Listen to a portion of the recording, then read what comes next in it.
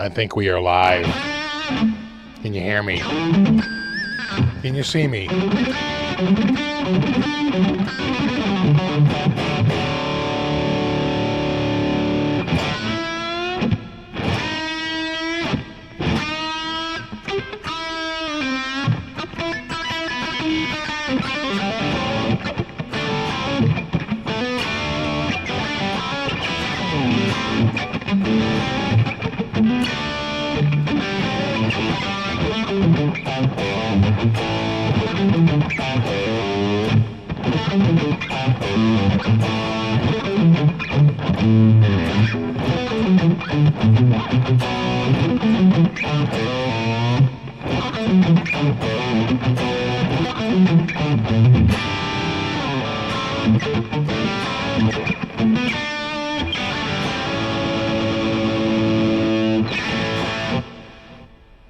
What's up, dudes? How was your week? Very busy week here. Tone clamp working? Good. I just went to single coil mode.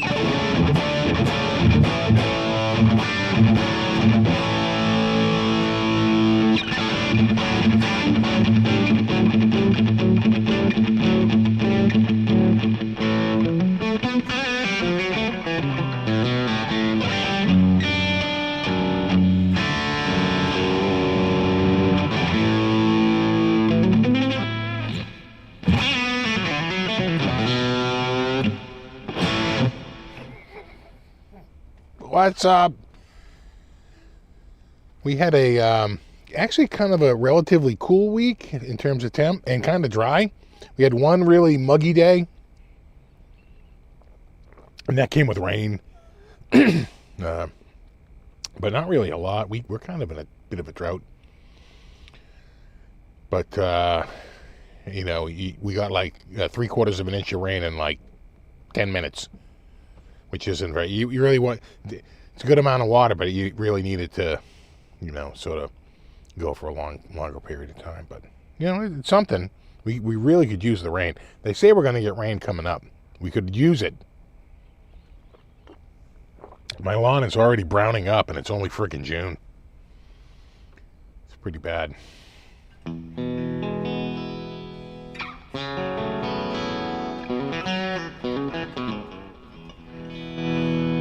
Yeah, this is the Victoria. Victoria.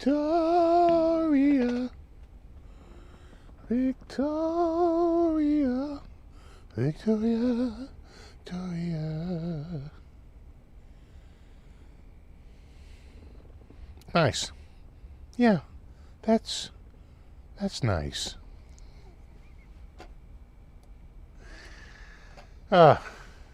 Hold on.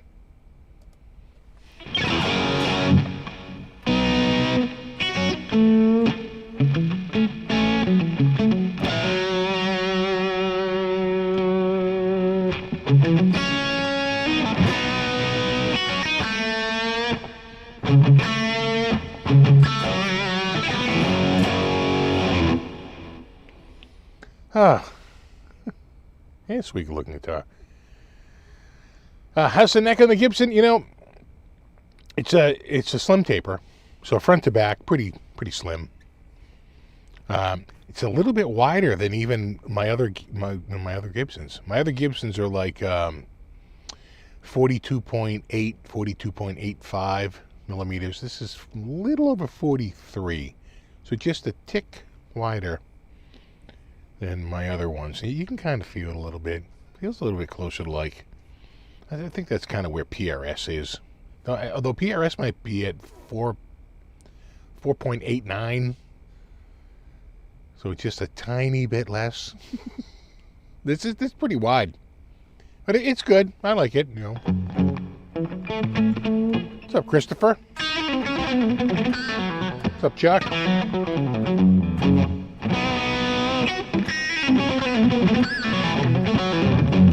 How does it compare to the original I played in 1981? Well, let me think. I think we can all agree that 1981 was a long time ago.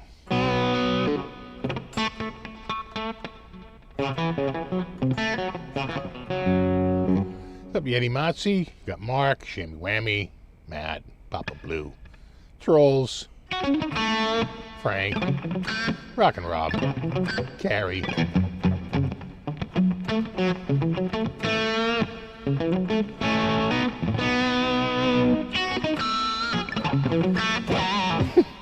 yeah, no, 81. I'm gonna just admit it. It's a long time ago. Similar, sure.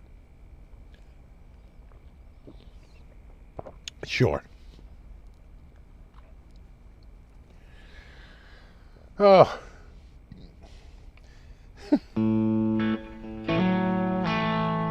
Who else do we have here? Double R Guitar. I see John. Rico B. And Speaker, what's up, dude? Speaker was a huge help this week. I needed someone to go up on a ladder for me. I have my cameras, but one of my cameras has just been looking at the back of a bush, and it was so nice, it was so dry and not too hot. I was like, hey, I got a schedule for you to come over and move that. You have to climb the ladder. I can't climb a ladder. I don't want to climb a ladder because of the whole fall thing. And he was like, I can actually do it today. So he came by and did it, and it's been freaking awesome. Because really, I had a 4-camera system, but really only 3 were looking at stuff. One was just looking at the back of a bush.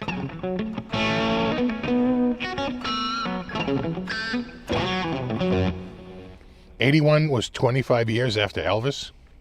Well, Elvis died in what, 77? So 4 years after his death.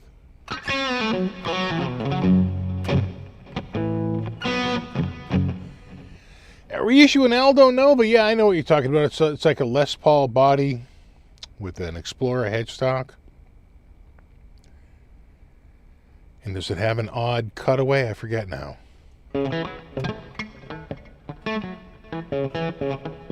Yeah, ladders are for young people. I can't. My doctor has advised me against it, and I'm going to take his advice. It's not the fall, it's the sudden stop.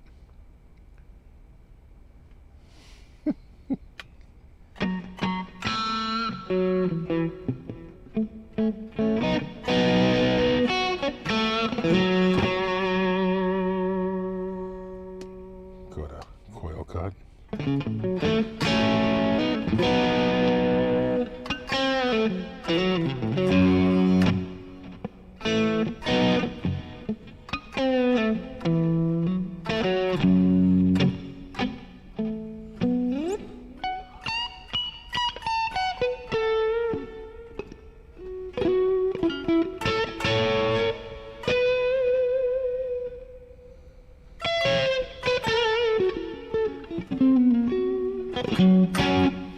So the big news around here this week was, of course, the World Cup, which was taking place about, it's like a 15-minute drive from here to get to what they're calling Boston Stadium. It's really Gillette Stadium where the Patriots play. But FIFA won't allow them to call it Gillette Stadium because Gillette didn't, which is a brand, didn't pay to be advertised. As I understand it, they sort of buy the whole stadium. And they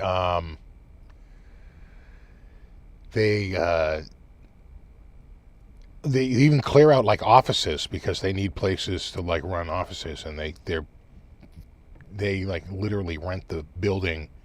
They pay all this extra money to have complete control over like large portions of the building and any signage. So they covered up any sign that was a brand that was not part of FIFA.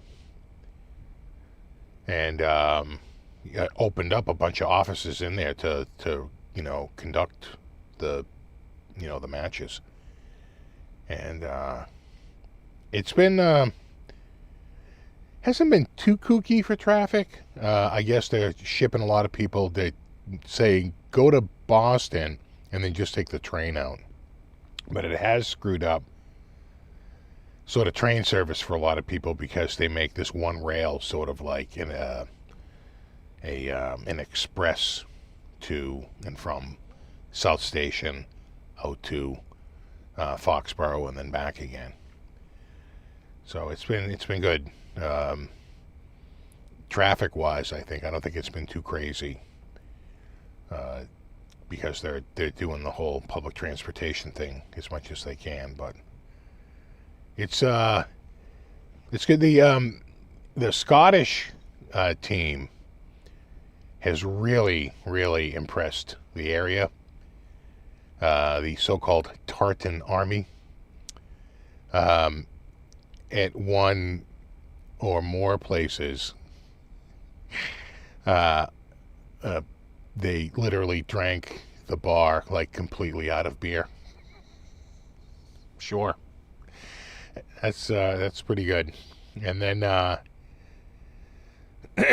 lot of them were posing in front of Jobby Liquors, because Jobby stands for his, I think it's like, his mother was like Joan and his dad was like Bill. So he took the J-O from Joan and put in the B-I from Bill and wrote Jobby Liquors. But Jobby kind of means shit, right? And and Scottish slang. So they're like, aye, Jobby Liquors. Right? They friggin' love it. They've had over 1,000 people pose in front of it by looking at the video footage. And then they actually, I did see a thing the other day on TV where I don't know what they did in Boston. I'm sure they did a lot because there's a lot of stuff going on in Boston. But I saw a Rhode Island report where they donated like, it was like over $30,000 to like local charities, including like $10,000 to like the Hasbro Foundation for Kids and like a lot of local, like shelters and things like that. It was actually really good. I mean, people have been. Then they had that parade, and it was like led by a friggin' duck, and people were they were loving it. They were friggin' loving it. And so there was a meme running out there. I have it. I have the meme. So this was running around for a little bit. Because, Boston is Boston's such a friggin' Irish town, right? There's no short of the Irish, and trust me, I grew up in an Italian neighborhood, but it was in a very Irish neighborhood. But I was in a tiny little Italian section. But there's no shortage of Irish in friggin' Boston, that's for sure. And so that was running around. I thought it was pretty funny. I was like, sure.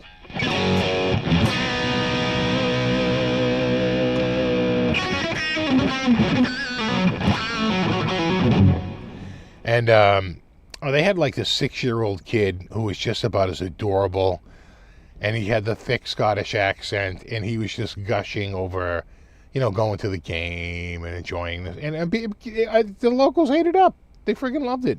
They loved it. So I would say that the Tartan Army, they're already like, they lost the other night, I think, to Morocco, and or was it? I think it was Morocco. Was it Haiti? I forget now. Anyway, they lost, and so Bostonians are like, "Oh no, are they not going to be around? Are they going to?" But there is a small chance, depending on how things shake out with the point system, they could play one more game up at Boston Stadium. It's really Gillette. So it was good. It was a feel good moment, I think, for the city, and they really embraced the whole Tartan Army. And then we did have a run of, I want to say, I think it was Norwegians, because I think Norway played a game, but they weren't here as long. I think they go to another stadium. So the difference was Scotland was here for 2 games. So they were just around longer. And they really did sort of capture the heart of the city. There's been so many stories about it. So it was nice. It's a nice feel-good story. And, you know, who doesn't like a feel-good story? So, speaking of feel-good stories, not a ton of feeling good about the new. Did you see that Fender put out a new line of guitars? Some Squires. It's like one of their biggest product releases in a while. It's like pedals, guitars, Fender branded, Squire branded. It's this big friggin', release. And just out of curiosity, because I follow them on Facebook and on Instagram, when you release it, you go there and you just see, like, what's the mood? Still, I would say, overwhelmingly negative. Still very, very negative from what I'm seeing. I noticed that they posted something a couple of days ago, and there's a lot of the Fender logo with the circle and the line through it, and like no Fender. And, a lot of people saying, no way. And a handful. There's always, they definitely, it's not everybody. I don't want to make it sound like it's everybody, because there's definitely some people that are like, hey, I still love Fender. I don't care. I'm still supporting them.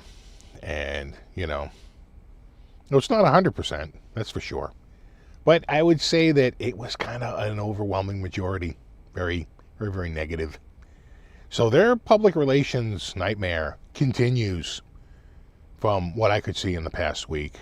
I'm not really seeing it lighten up at all. Now, we had the Vrabel Rossini friggin' flare up around here. That had legs.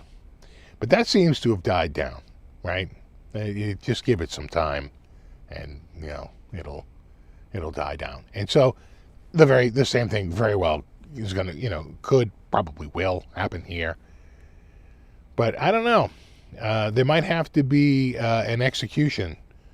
And by that I mean the flaring of, who's the new guy, Bud Cole? Maybe that was, you know what? We made a horrible mistake. We hired the wrong guy. He'll be the fall guy. He'll leave with a golden parachute, and then they'll bring in somebody, new.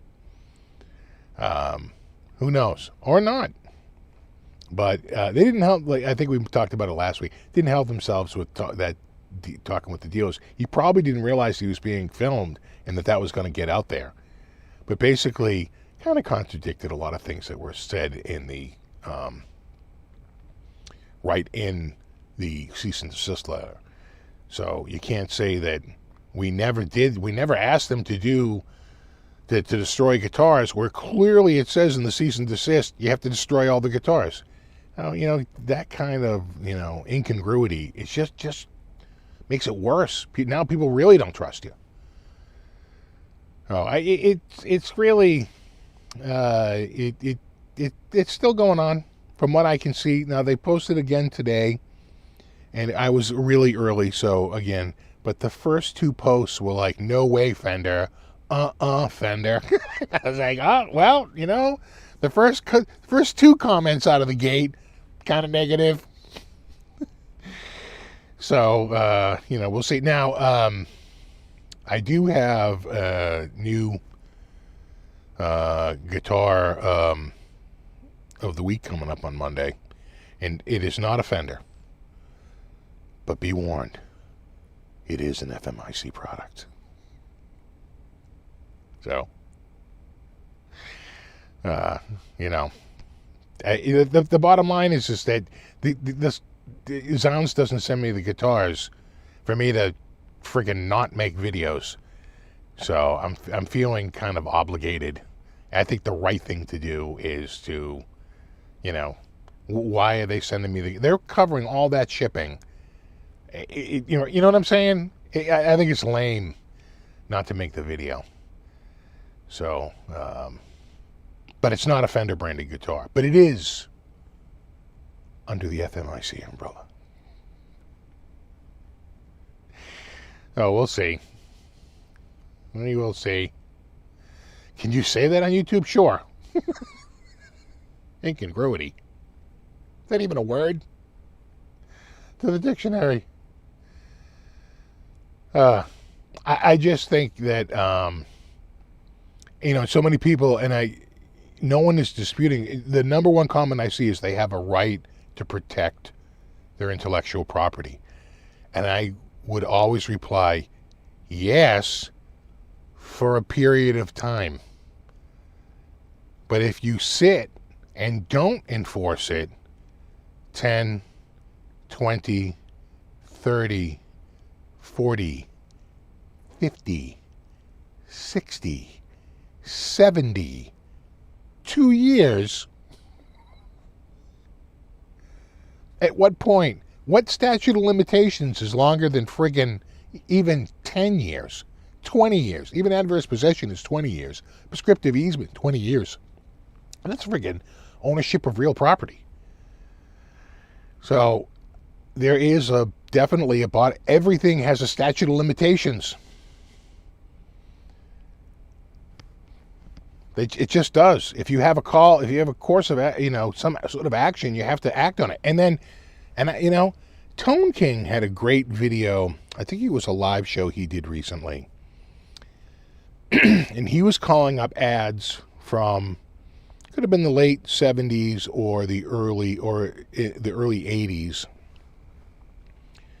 And they were showing Fender guitars. And the ad copy was the most imitated guitar, the most copied guitar in the world. They were like marketing on it. So, they can't say, well, we didn't know we were being copied. You were writing ad copy 50 friggin' years ago, 40 years ago, saying, we're the most copied guitar on the planet. It's like, at some point, you lose your copyright. At some point. Because the Constitution says, and I'm quoting, for a limited time.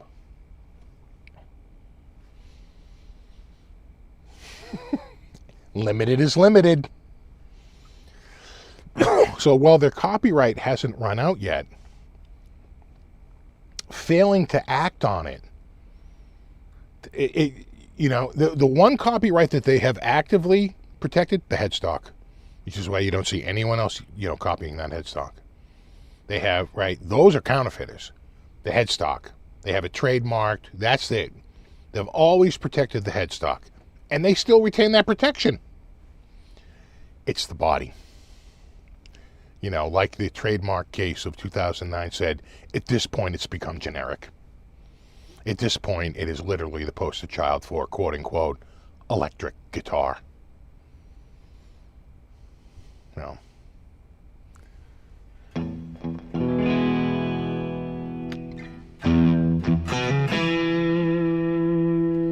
I'm going single coil.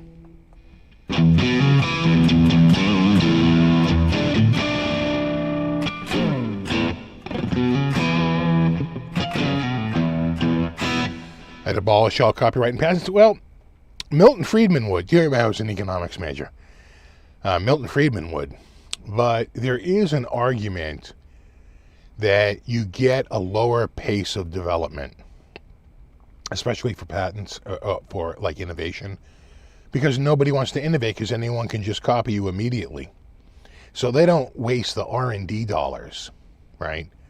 Things that can't be copyrighted or trademarked, like recipes, right? Lists. Those are held secret, total trade secret. Now they've said computer code is actually a writing, so that can get copyright protection. But a recipe is a mere list. Oh, no copyright protection. That's why those 11 herbs and spices, that's a trade secret. Secret being the key word there. The X1 formula for Coca-Cola, trade secret.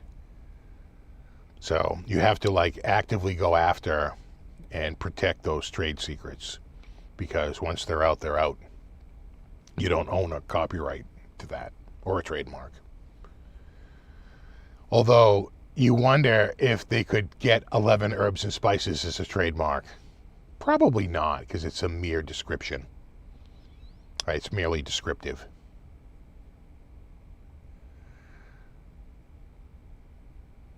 Right. Yeah, it's an emoji now. Good point, Assad. Exactly. It's an emoji now, right? So it becomes sort of like the poster child for quote unquote an electric guitar.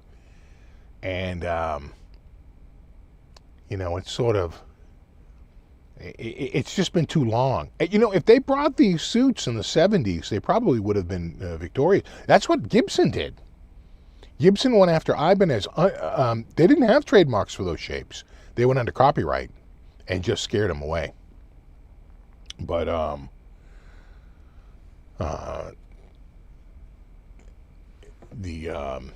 Fender didn't. Fender did go after. There was a slew of people, like we showed the other week, Kramer, and who else? Say Charvel. They both copied the headstock, and Fender went right after them and forced them to change it, and they did. So there's they always went after the headstock. The rest of the guitar, not so much.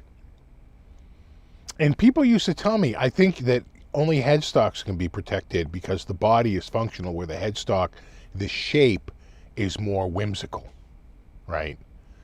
You can't say that you can't have tuners, or so many things, but you can't. Hold on. But you can't. So the concept of a headstock, my headstock has tuners. You can't have tuners on your headstock. It's like, no, not like that, but sort of shape wise, some sort of distinctiveness to it that separates it from other headstocks. You could get trademarked, right? Because that's sort of unique and non-functional. And that seems to be where Fender was spending all of their time in terms of IP protection. The body, no.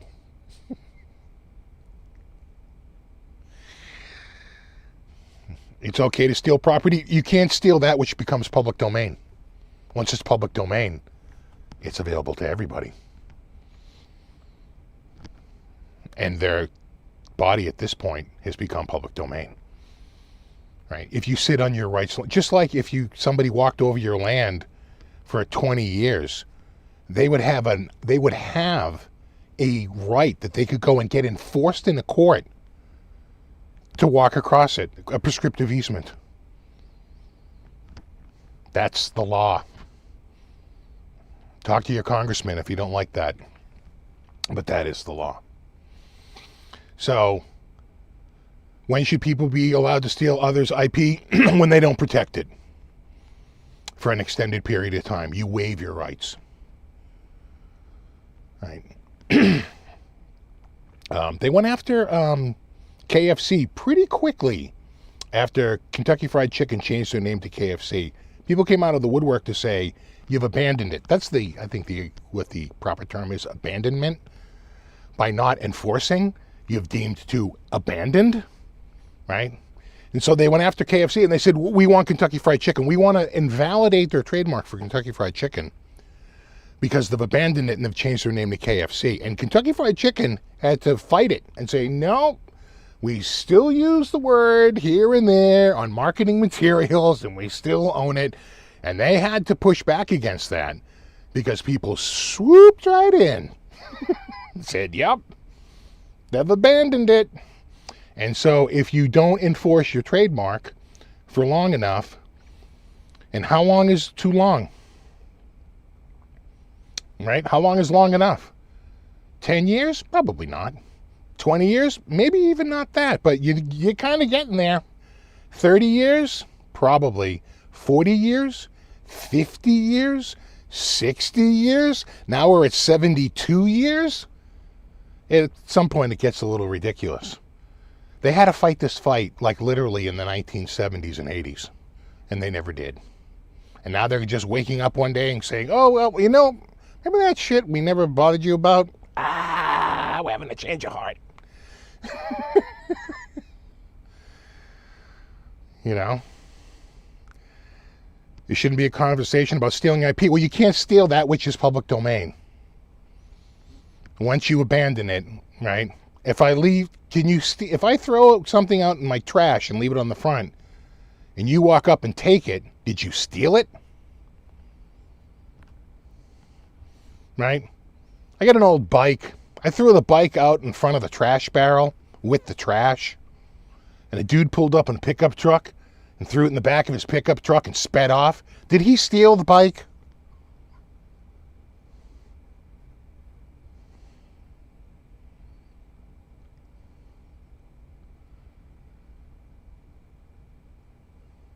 Yeah, the 95 copyright limit for Steamboat Willie ran out, but they always protected it. They just ran out of time, right? Under the copyright law,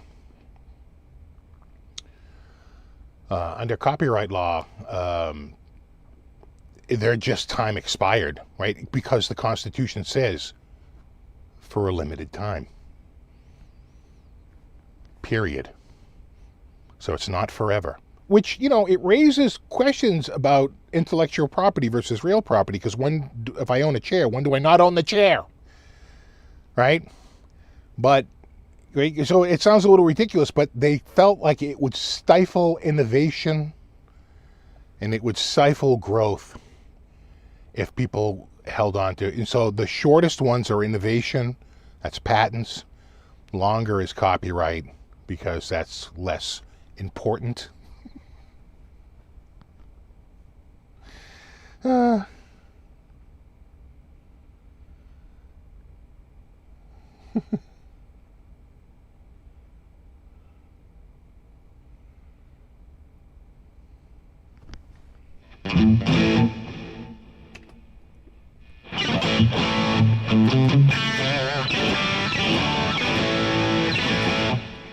If I own a car and don't drive it after a certain amount of time, you choose it's okay to steal it? No, you still own it. But what if you throw the car out in front of your house with a sign on it that says free? What if you bring it down to the junkyard and give it to the junkyard just because you don't want it at your house any longer? Did they steal it? Right? At some point, you abandon your property. You have to enforce it. IP must be enforced to remain valid. That's why people renew trademarks.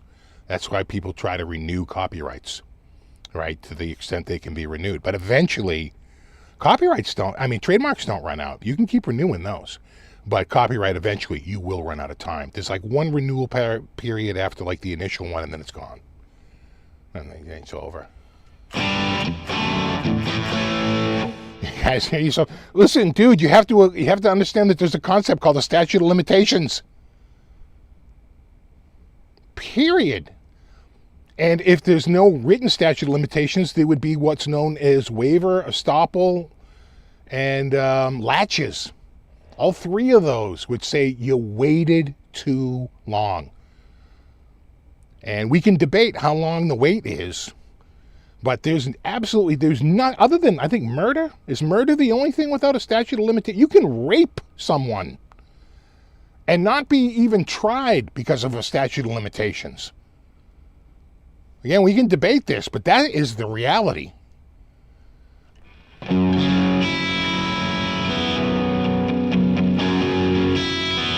If you leave your car on the side of the road, it gets impounded. Yeah, and then they usually trace it back to you and you get a bill.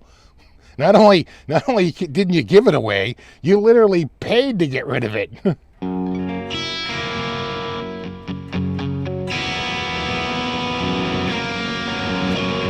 Yeah, Disney holds active perpetual trademarks on Mickey Mouse. So you can't use on like a product. You can't use it in a trademark, but they've already come out with artwork, usually film, right? Some still artwork, but it's usually like, didn't they do a Mickey Mouse Mickey Mouse plays like a like a murderous mouse or something like that. It's like a really dark, like the first one right out of the gate is like a horror movie.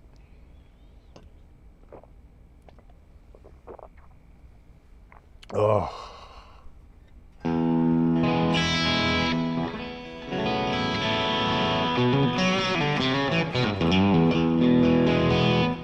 According to the DNA evidence, you have 9 month pay up.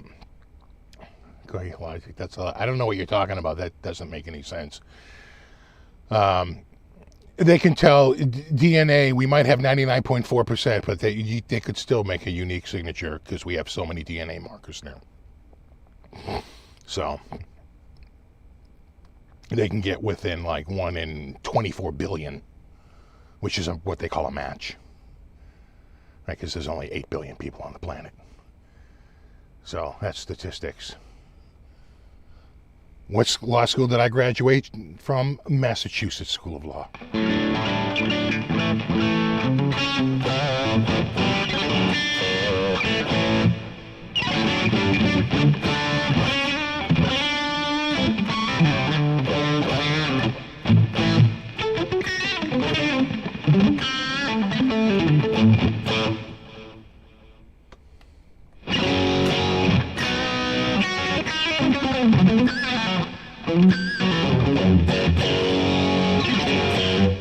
It does sound good, doesn't it?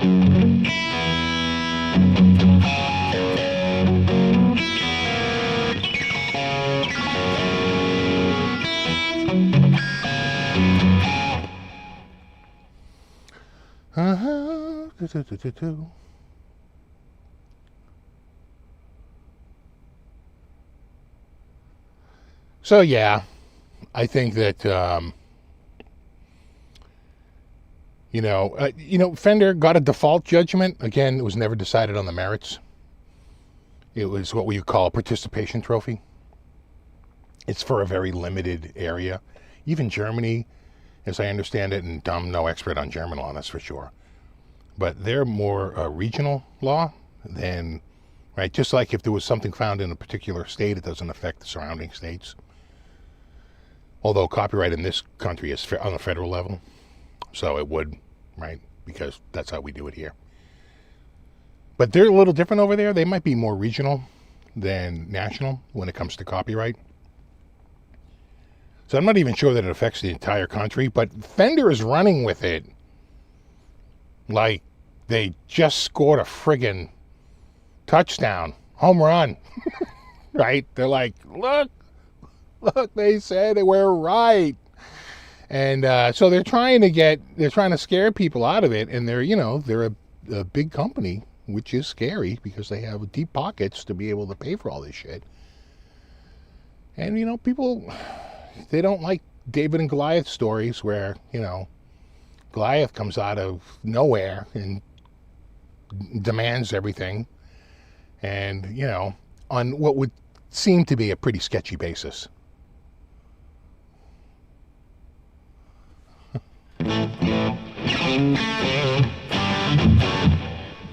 I've watched you for years. You are disgusting. Dude, I'm just telling you the truth. I'm telling you the way I see it. I think there's no there's no moral arguments in the law. There's the law. That's it. Period. So, I'm working within the parameters that are set by both statutory and common law. And under those standards, they've waived their right because they waited too long. It's really not that hard to understand. But you do you.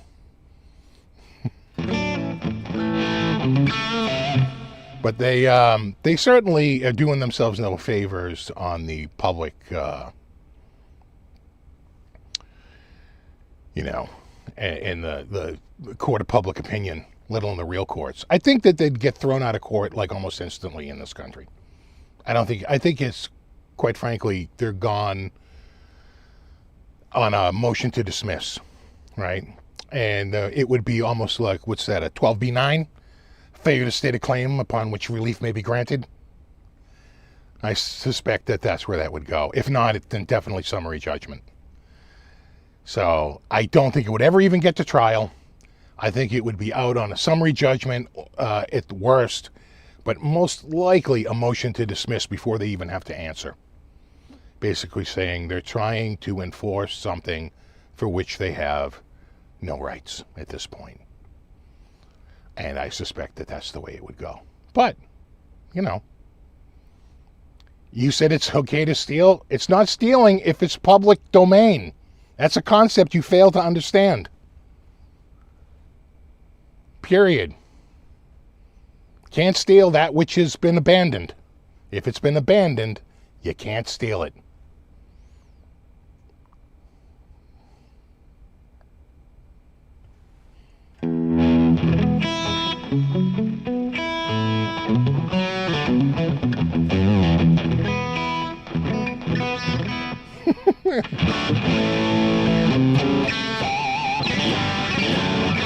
Can we just go back to talking about your pal Quentin James? You know, Quentin's awesome. Is that you, Quentin?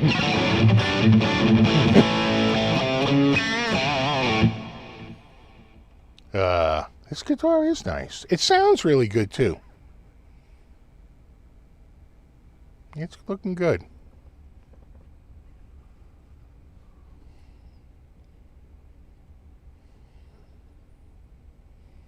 You know?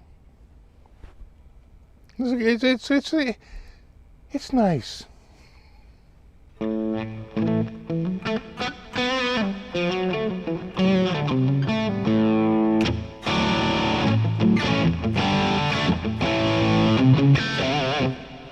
Just letting you can block people in the chat. I think Speaker did something. I don't know. My hands are on the guitar. I'm not. You know, if people need to vent, we're here for you. That's okay. But that doesn't change. You know, I got into it with a guy. A guy filed a lawsuit against DiMarzio. And basically said that he was objecting to their trademark for double creams. Didn't like the double cream humbucker that they had a lock on in the trademark. Felt like it should have never been applied in the first place. And he was deprived of matching his pickup rings. That was his main argument. He wrote the lawsuit himself. It was just some guy in a bar, probably. It was literally written on a piece of paper, handwritten on a piece of paper. The judge, the DiMarzio moved for failure to state a claim, which the judge allowed and dismissed his claim because you don't have an inherent right to match your pickup rings. But he was able to get funds together and somehow hire a lawyer, and the judge gave the lawyer more deference. The lawyer filed what was a real complaint instead of some handwritten bullshit that got immediately dismissed. He came back under the same docket with a motion to refile the claim. Refiled the claim in a real, what I would deem a real complaint. Like, looked really, you know, it was legit, right? But it was basically making the same argument. There's a whole class of people that are being deprived of their, you know, ability. And then he went to like forums and got people, so they had like signatures. They had over like 2,000 signatures of people who said that they were in the same boat. And the court said, you know, I'm going to allow, quite frankly, I think the court sort of lost their way on that. Should have just dismissed it again because you don't have an inherent right to match your goddamn pickup rings. But the court allowed it to proceed. And they filed a motion to dismiss, and they didn't allow it, so it had to go through discovery and the summary process. Not summary process, summary judgment. So they're wrangling back and forth in discovery, and they want to do, and they're fighting back and forth on how to depose Larry DiMarzio.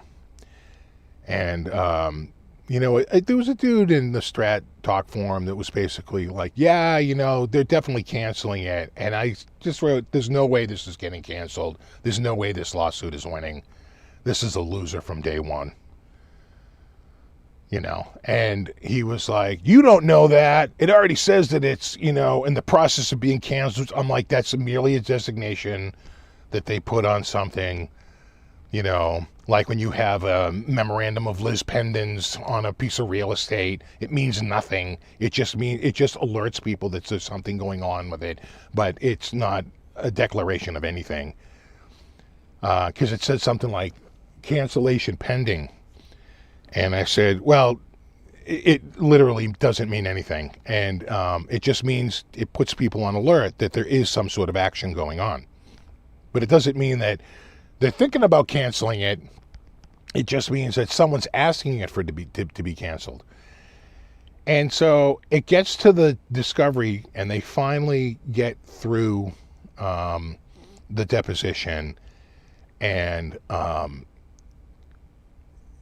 the plaintiffs file a motion to dismiss. And because the motion to dismiss was not agreed to by DiMarzio, it was what we call with prejudice. In other words, they weren't canceling it with an agreement from the defense. They're just backing away from the case because the lawyer said, we got nothing here. I knew that was going to end like that.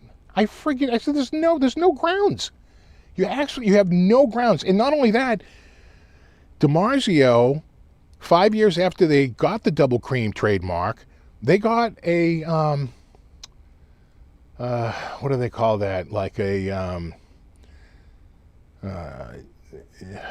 designation of incontestability.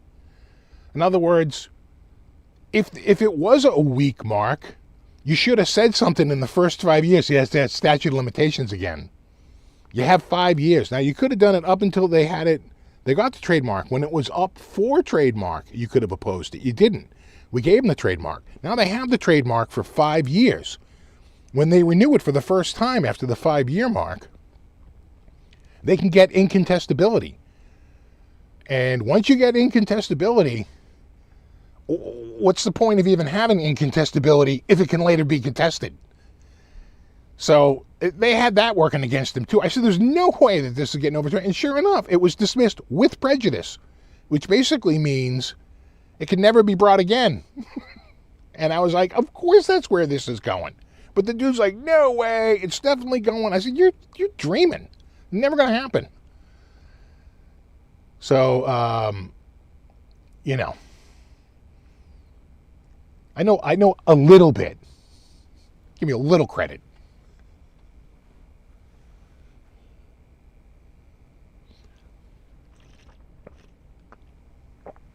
Proto, and I would add to that, between the same parties. Someone else could file it. But they could actually look to that case a little bit. Take what we would call judicial notice. Hi, you. Look at all you. Hey? Learning is hard.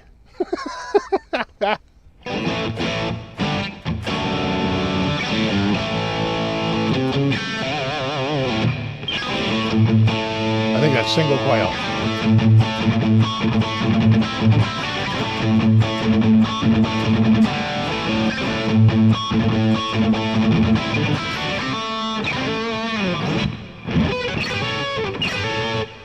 I freaking hurt my wrist doing something. I think I must have bent it or something. I've been moving a lot of furniture around. God, the friggin', once again, the trailer got up this morning. The dump was insanely busy.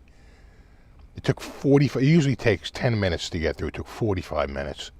The line was down the friggin' block. It was insane. But we got it. I dumped a big friggin', a big futon mattress, a big futon friggin' frame, and this old like chair frame, big wooden thing. God, it was out in the driveway. It's like, get rid of it. See ya.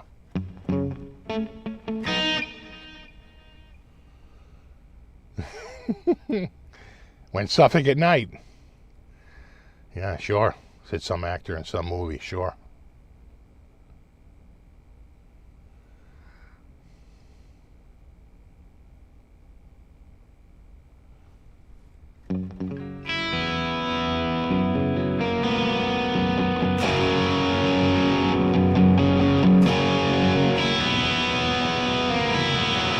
But, you know, don't blame the messenger. I'm just telling you my analysis of it.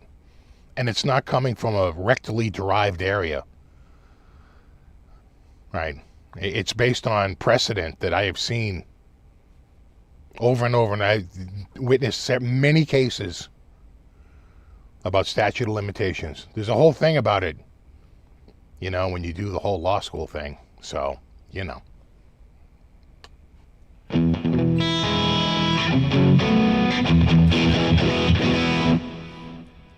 If Eddie wasn't part of FMIC, they'd try to cease and desist Eddie's history. Yeah, right.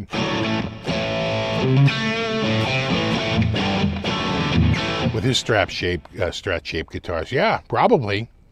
Because it pretty much was just a Strat, just, you know, dressed up. But they didn't.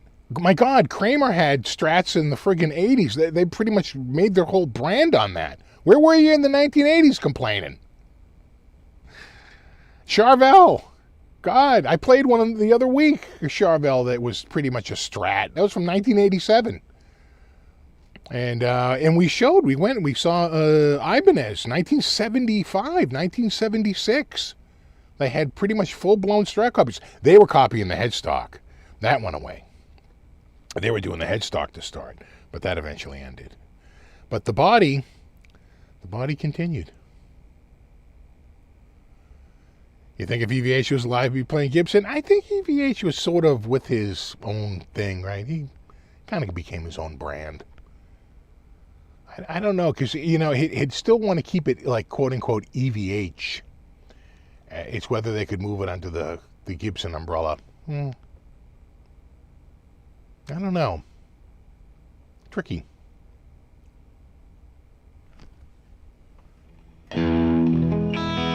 Hey, what's up, Tony?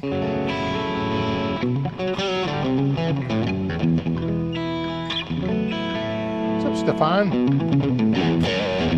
Don't lives. Happy Father's Day, Steve. Happy Father's Day to all my fathers out there. So tomorrow's Father's Day.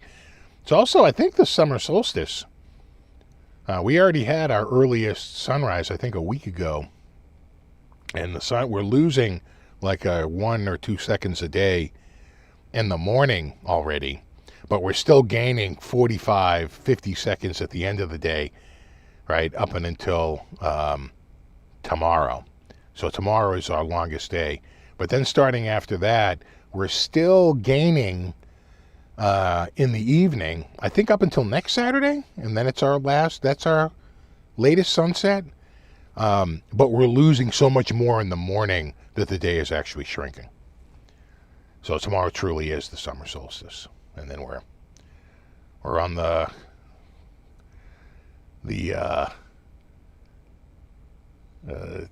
slow road to friggin' fall.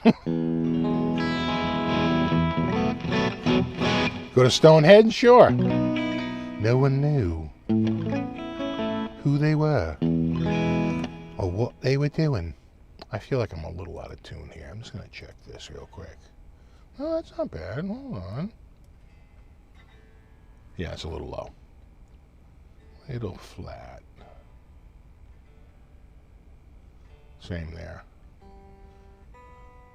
And that's actually a little sharp, which always makes it worse when you have a couple a little on the low side and a little on the high side. There we go. Because it just makes it even worse. Much better.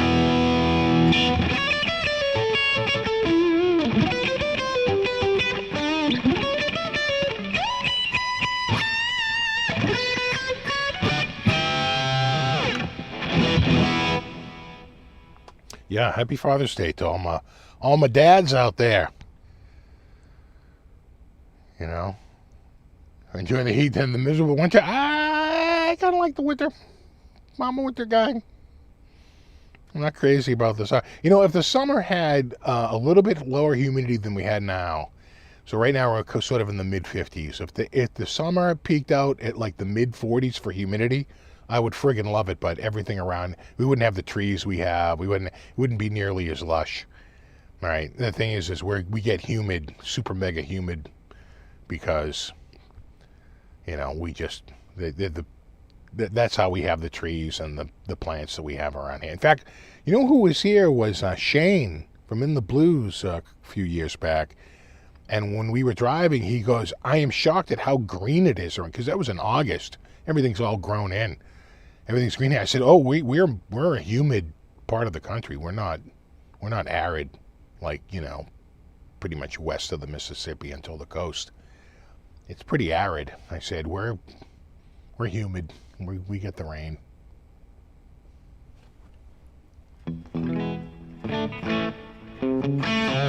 New Zealand celebrates Father's Day on a different day, Mother's Day on the same day as the USA. I feel like Mother's Day was a thing and Father's Day was like a Hallmark add-on. Happy Love Day!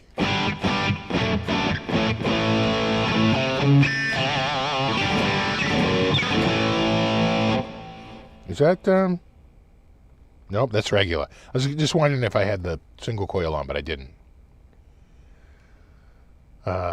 25% humidity, quite high from a metro. Never, we can get into the 90s with like 55% humidity. It's brutal.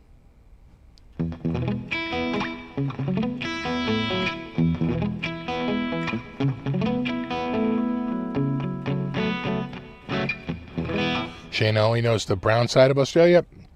I don't know. I think he's Melbourne. Is that where he's from? Melbourne area? I don't know. I don't know the country enough to know whether that's arid or humid. The kids get me some boxers? No. Not even a tie with a guitar on it. Come on. If I know my daughter, she will make me something. My wife was like, I didn't really get you anything for Father's Day. I'm like, don't waste your money. Don't do it. I'm fine. I don't need anything. We'll go to like lunch or something. So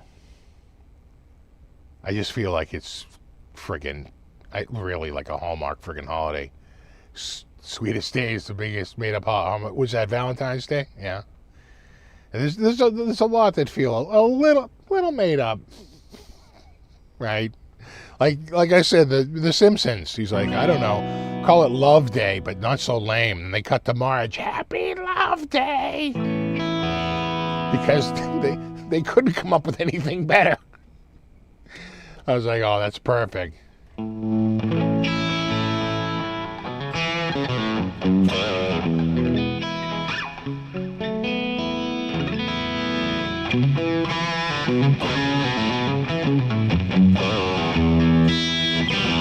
This guitar sounds really one of the better sounding guitars I've had here. I just think it's, maybe it's the pickups.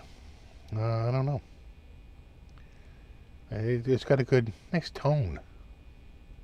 Gulf Coast is horrible for humidity. Yeah, that's real bad. I mean, what's worst? Probably, I gotta think. New Orleans, right? Nolens. That's probably the most humid, like maybe parts of Alabama, like in terms of just sheer humidity. I feel like that's the worst of the whole country. Like just in terms of the sheer number of days, it never really goes, Mom and Dad days on happy occasions since the folks passed. Yeah, my wife's kind of going through that right now because her dad just passed away, and this Father's Day, and it's definitely, it drums up all kinds of emotions. So it's his first Father's Day without him in her lifetime. Oh, it's tough. Georgia, same thing, kind of swampy rough. Yeah, I believe it. Yeah, you want to talk a little sad. My a friend of mine, who I've known since I was like 12, his older brother, who was, I think, 12 years older than us, certainly 10 years, I think 12 years older, right? So a big chasm, right? We're 12 and he's like 24. Right, so, we weren't really hanging out, right? But his older brother just passed away. So my friend, again, who I've known since like 12, and his younger brother, who was a couple years younger, like 1 year younger than me. And we hung out, the younger brother. We used to work out. My God, we used to work out like 5 days a week. Because the younger brother was way into like working out, and I just joined with him, and literally 5 days a week for like a year. I was probably as ripped as I've ever been. And so their oldest brother passed away at 74, I think. So, you know, not super old, but he's getting up there. And so the one thing I do remember about him, though, is that we were throwing around a football. We were throwing around a football, and I go back. And I had already dislocated my shoulder twice, right? And I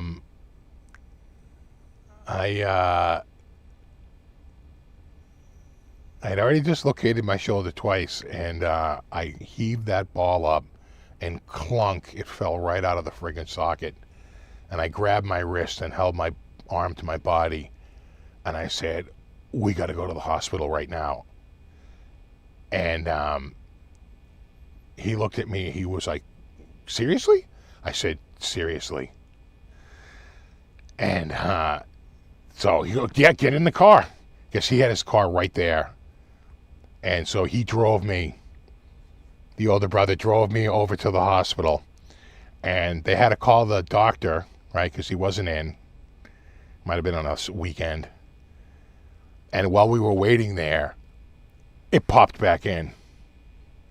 I said, I think it just popped back in. And the doctor showed up. I said, "I swear to God, it just popped back in the socket." He goes, "Yeah, it happens." He goes, "It probably wasn't out that far." But he was basically like,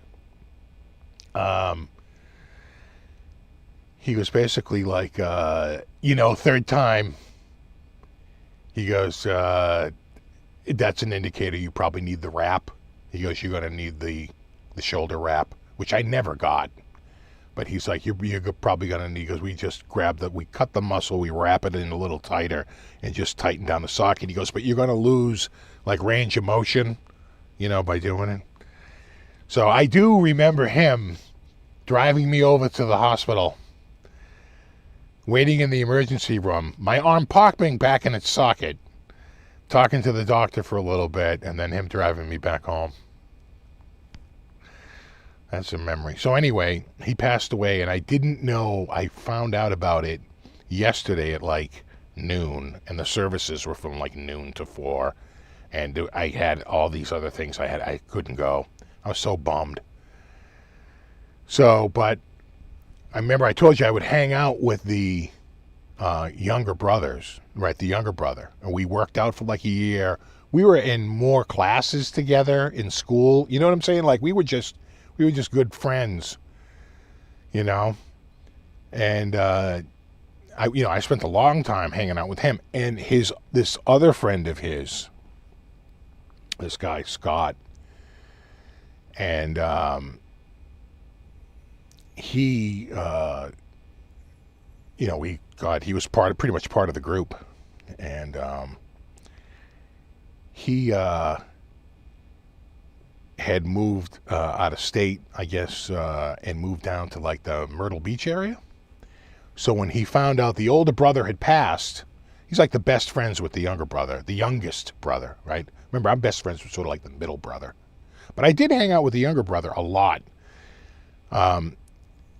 When he's coming up out of Myrtle Beach, and 4 hours into coming up, he had a massive heart attack and died.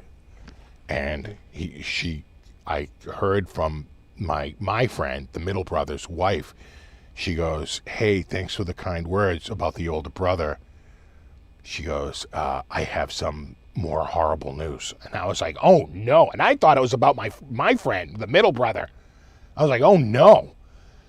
And It's like, how bad is this going to get? And she told me, she goes, Scott was coming up to go to the services, and he had a massive heart attack and passed.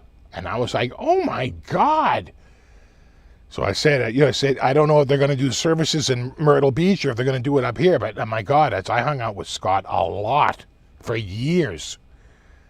Last time I saw him was probably at the 2010 high school reunion. I saw both of them, the younger brother and Scott. So I was just like, oh my God, wow, that is just brutal.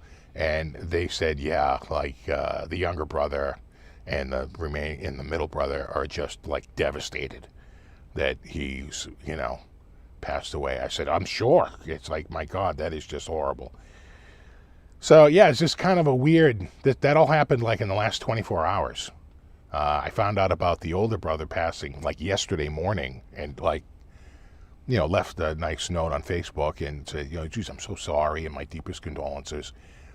And then she sent me that DM like last night, and I saw it like late, and I said, oh my God, and I texted back, oh geez, I'm back at my desk, let me know. And then this morning she DM'd me and said, yeah, Scott didn't make it to the thing, he had a heart attack. And I was like, oh my God, that is just, talk about just piling on.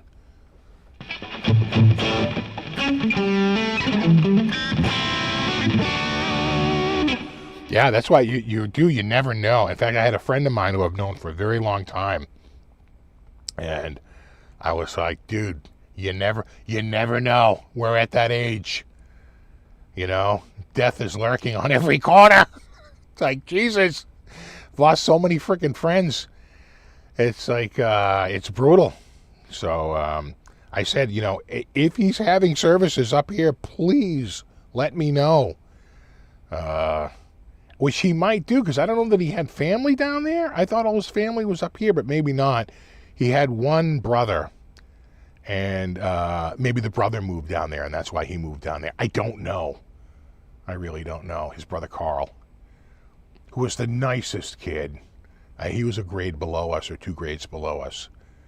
But Carl was like the complete opposite. I mean, you would talk about 2 brothers that were the complete opposite. Scott was way more wound up, and Carl was just one of those quiet, shy kids.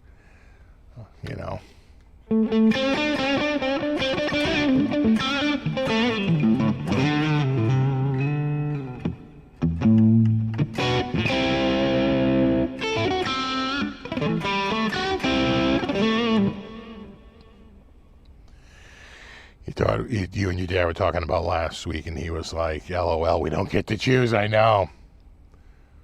I don't want to tell my dad's 92. I don't want to give him too many more deaths. It's like, hey, remember all those kids you knew when we were growing up? Yeah, now they're dying. It's like, oh, man. So, right after high school, 5 of us went up to Vermont for this weekend. And I want to say there's 3 of us left now. And both of them died of heart attacks. Both of them, Chris and now Scott, both gone from heart attacks. And there's only 3 of us left. And I'd say me, and the other one is the younger brother, right? The younger brother was the guy who went with us up to that Vermont trip for the weekend, right after high school. Like literally not graduated, but had the last day of high school, and we went up, I guess that was Memorial Day weekend. We went up for Memorial Day weekend, up to Vermont. It was a great trip. Like, and that's, what a trip. Basically stayed on this guy's farm, and, pretty much slept in our cars, and we didn't bring tents or anything, or we did, and I didn't like the tent. I wound up sleeping in the car, but there's 3 of us left, but one of them is a little bit older, and I think his health is failing. It could be down to 2. It could be down to 2 soon. We'll see. Yeah, 92 is pretty good, you know. What's up, Michael?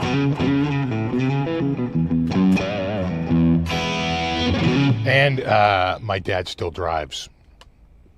So watch out, people.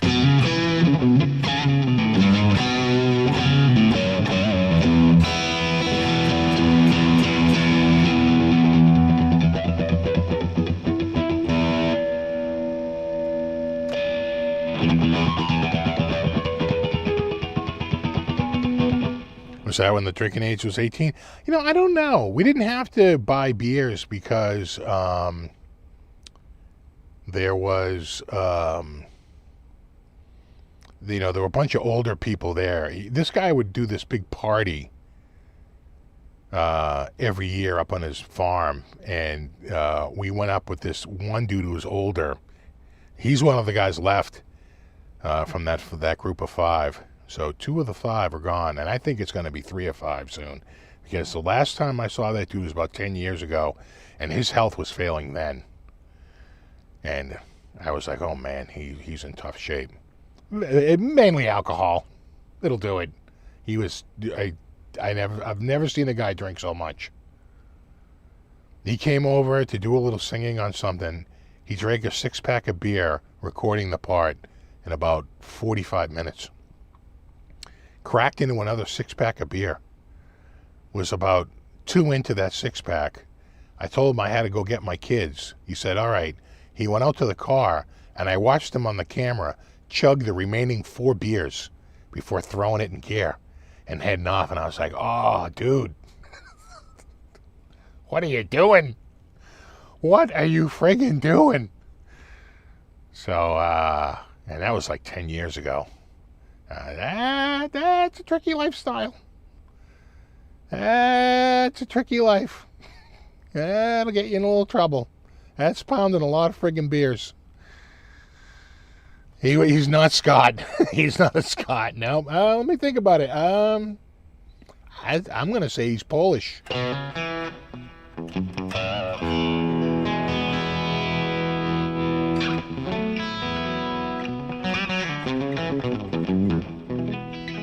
I don't even think, was Uber even a thing 10 years ago? This probably would have been. I could go look at the recordings.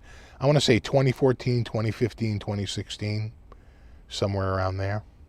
We did a reggae jingle. He was doing this jingle for a company, and he had written the jingle, but couldn't get it. Didn't know how to record it, and he came over and.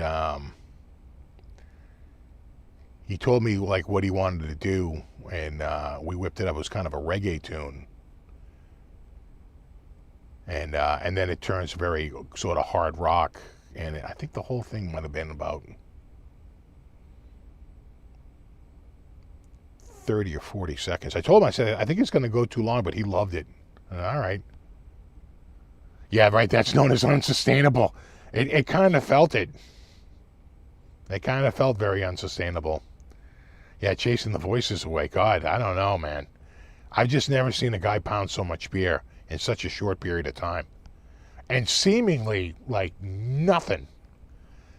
Like he's drinking like a case of beer a friggin' day. Maybe an hour. Like, I was like, whoa, dude, you are, I don't want to say you're drinking a lot, but you seem to be drinking a lot. That's a lot of beer. Yeah, that's right, Speaker. Speaker knows. Speaker knows everything.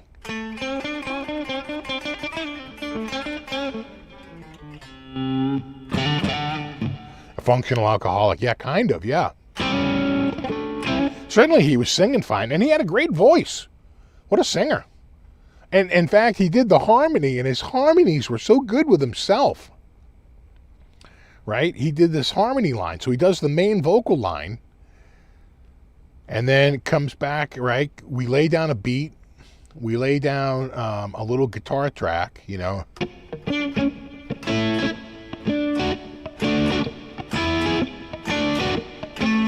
You know, just something simple.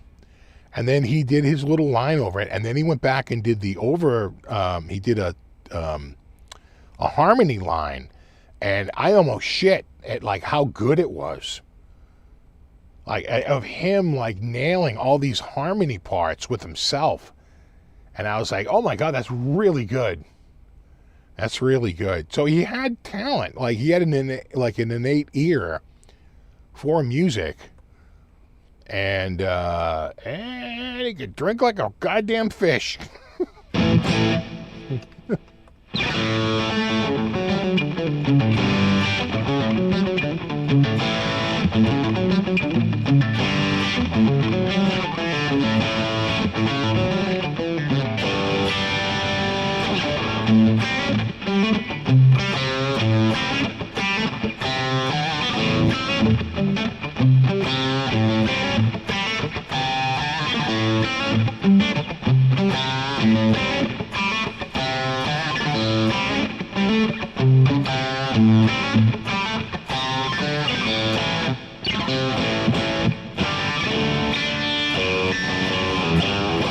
Have you guys seen the is it Five Finger Cat Punch? Let me see what the name of it is. It's as people in the comments were saying, finally something good for AI. It's basically a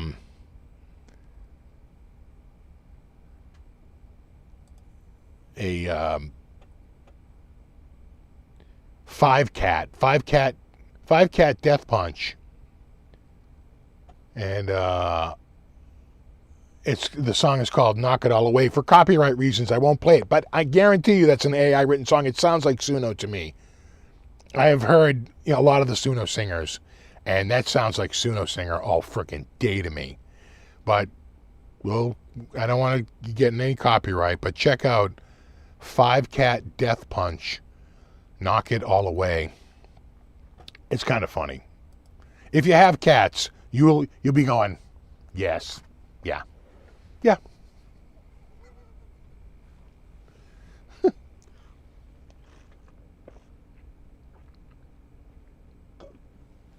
Mm.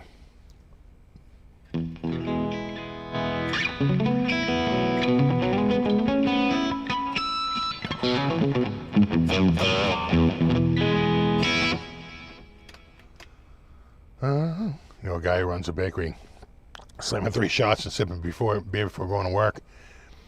There used to be, not in my side of town, but on Speaker's side of town, there used to be a guy at a gas station who was famously drunk, like all the friggin' time.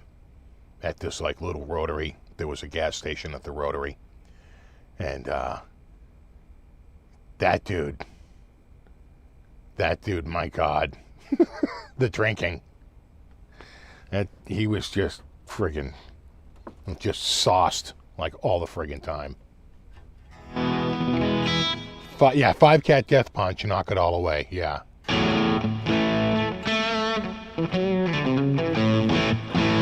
Yeah, you know what? I've been impressed by this guitar. This is one of the more impressive guitars I've had, in Guitar of the Week. I have to, and again, it's kind of one of those things where if you know it, if you get a Strat, a Tele, a Les Paul, you sort of know it.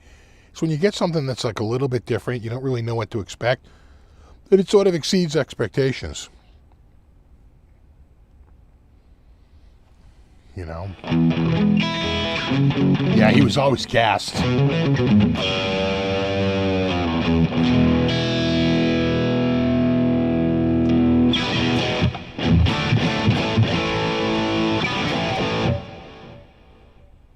The Five Cat Death Punch thing is totally Suno. Yeah, I think the vocals were done by Suno, and then what they do is they feed that into a video generator and generate the video from it, right? Generate clip after clip, tie all the clips in together, and then you have, you have a video that's 100% AI.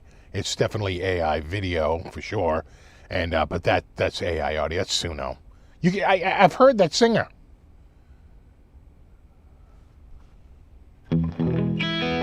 I'd say one of the disturbing things about AI, and you're going to see this, is that people just, I guess there's been a lot of female guitar players like Sophie Lloyd and Sophie Burrell, and many other Sophies who have been copied.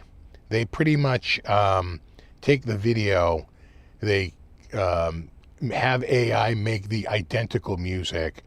I don't know if they quite steal the music or if they just do an exact copy of it, but the bottom line is that they're sort of stealing their video, and they use the video as the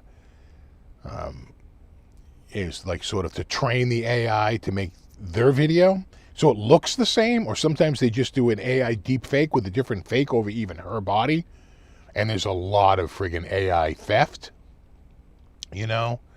from that. Speaking of friggin' theft, I have a friend he's very popular on YouTube and Instagram and Facebook for that matter. And someone sent him a thing saying like, your song used my beat. We can just settle this amicably by you like giving me a portion of the proceeds from that video. First of all, you can't copyright a beat. A beat can't be copyrighted. Only a melody can be copyrighted. Even a chord progression can't be copyrighted. Only a melody can. So, you're already on shaky ground by just saying, like, you stole my beat. Oh, did I? Oh, did I steal your beat? Again. So freaking lame.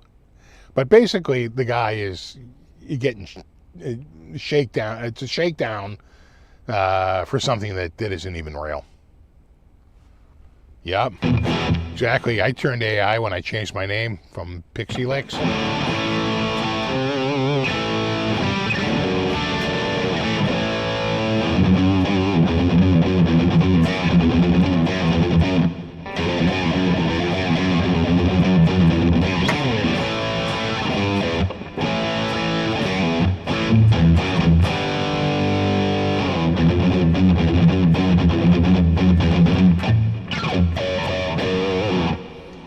Yeah, Vanilla Ice. He made the mistake of trying to defend it. Most of those guys would pay out, though, right? And if they didn't, they'd get in trouble. But I'm pretty sure Warner Brothers went after who did that?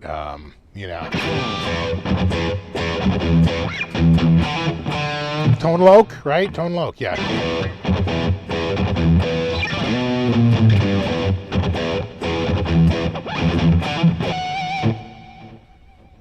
And I'm pretty sure Warner extracted money out of those sales.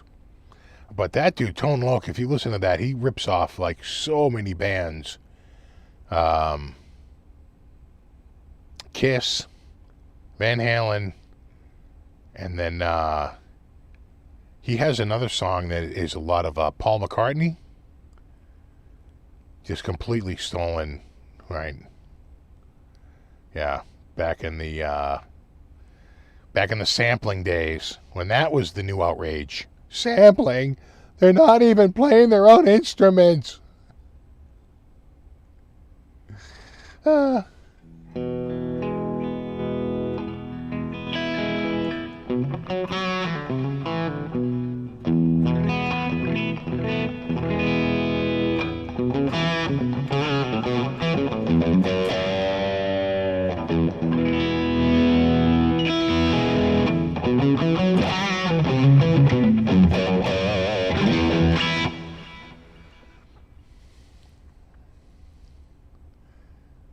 You going open source?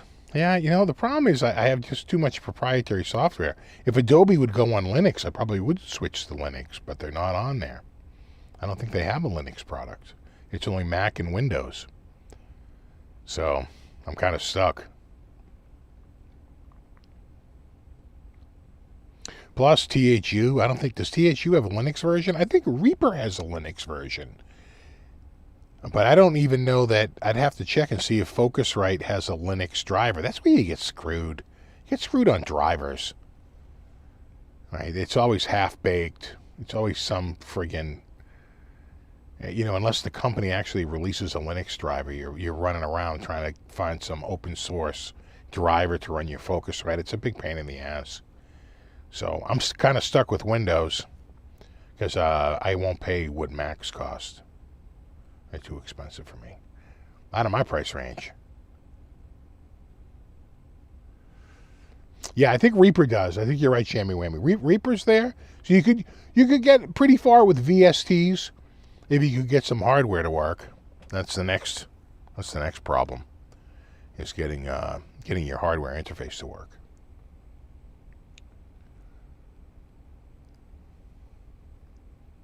God, someone just said you don't need Adobe, just use Google. Yeah. Well, the thing is, I use Adobe for my videos, right? I use Premiere. So I guess there's what's the DaVinci, right? I could maybe try, but now it's a big learning curve. I'm learning new freaking software. I have the editing down at this point. I have learned so many keyboard shortcuts. So I guess those could be mapped or whatever, but and they might even just use what Adobe uses because try to make a standard because you can't trademark or copyright keyboard shortcuts.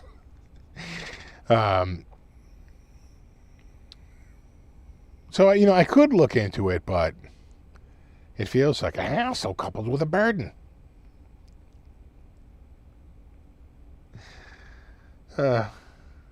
Speaking of Google, someone said use Google Whisk. Speaking of Google, man, they got me recently. Those sons of bitches. They friggin' got me. I was trying to do something with AI, get some analysis on something. And they were like, we could do like better analysis if you like bought up to like our, a more premium product. Then we'll give you a lot more storage space and all this stuff. So I was like, oh, well, how much is it? It was like $79 for a year. And I was like, oh, all right, I guess I'll do it. Of course, the new features didn't do shit. It was totally lame. Couldn't cancel it. I'm stuck with it for a year. Although my storage, was a lot higher.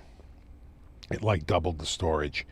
I get an email from them literally 2 weeks later saying, hey, if you're on that plan and you're playing monthly, it's going to drop and like considerably. And they're like, and if you're on the annual plan, it's going to go from $80 to $50. And I was like, okay, so you look like going to refund me? And they're like, no, but in 50 weeks, when you renew, it's been 2 weeks, so in 50 weeks, you'll renew at the new lower price. I was like, great, thank you. So if I waited 2 weeks, it would have been literally, $30 less. So but the one thing they did do is they also increased, like the number of, they increased like quotas, like how many images you could generate, how many queries you could make. I could lock into like, more complex items, and they doubled the storage again. So the first time I signed up, they doubled the storage I had, but they said, we're just doubling your storage now. So you don't have to renew next year. Yeah, you'll get the new features. And so my storage did double again. So at least I got something out of it, but I could have got the same exact thing for $30 less. They friggin' got me. And then I got another email from them a few days later. They're like, hey, great news. Your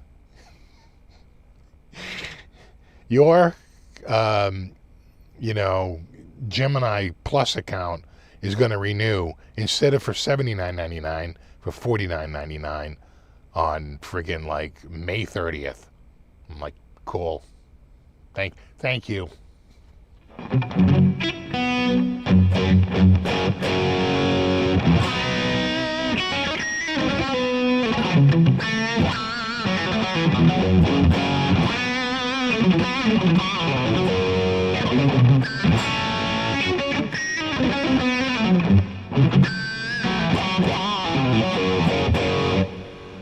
Wants to be out of video using Adobe started to use to train their models. Yeah, but if you know what you're doing, you can lock that shit down.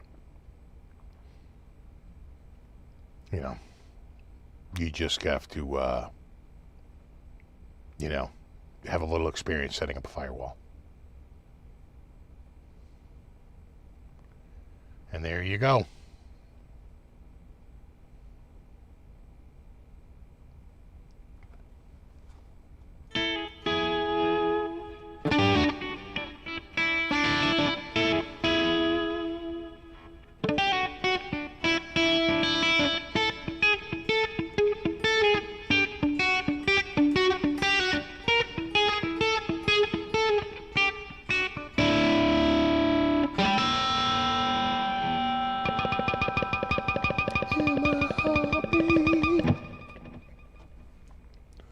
I am out of coffee. That coffee was good.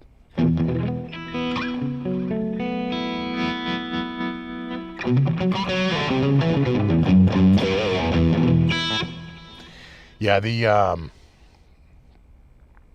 storage for computers is like really shot up recently. A friend of mine was like, "Hey, you know, I need to get a new hard drive and all this stuff." I'm like, "Dude, you could not have picked a worse time to buy a friggin' hard drive."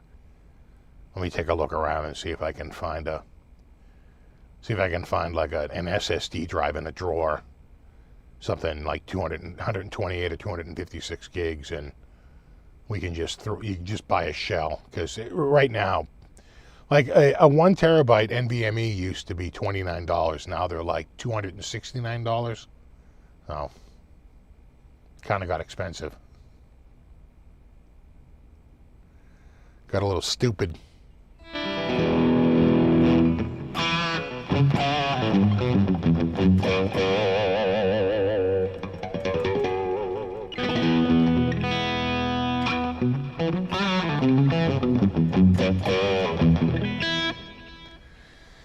Able to get AI to do some guitar knobs, like a design for you, to get a look, right? Parametrically even, so you could edit the top, middle, and bottom. Yeah, right.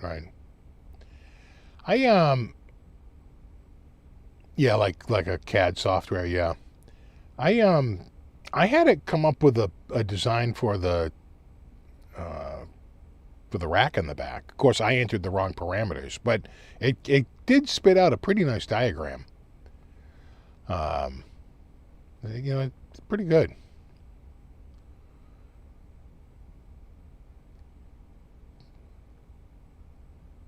Yeah, did you see the they approved those payouts? So if you SK Hynix, which is one of the largest memory manufacturers, they're raking in money like hand over fist.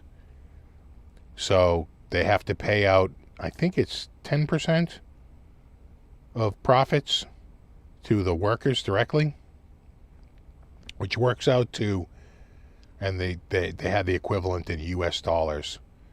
It worked out to like $430,000 per employee, right? Because they're just raking in so much freaking money. And they're, for next year, for 2027, there are, because the business has already been like, you know, it's already in the books, right? So assuming that next year goes as planned, each worker will receive the equivalent of $900,000. Not gonna lie, it's a pretty good bonus. And then I guess Samsung put it through, and it's not going to be quite as high, but I think they approved for a percentage of, and both of them, I think SK Hynix and Samsung, the bonus payout is for a 10-year period. That's pretty good. So I'm just glad that the workers were able to wrench away some of that money. You know, try to pry some money out of the suits. You know, it's like someone's getting rich. It might as well be, share it with some of the freaking employees too. Jesus.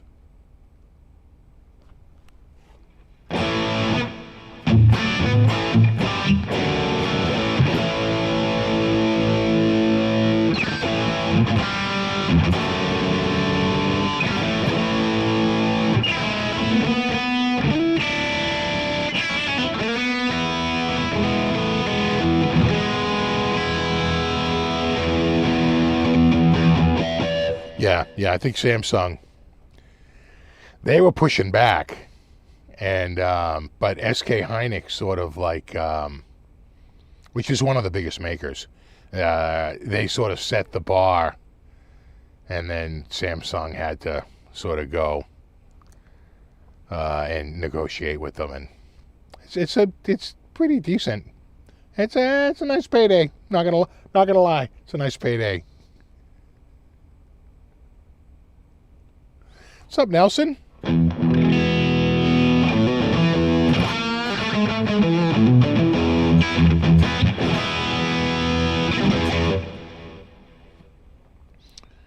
So, they just happen to have a thing where, they have these AI companies like backing up dump trucks of money. They're like, we don't need a dump truck, but we'll take a pickup truck. Sure. Load us up. The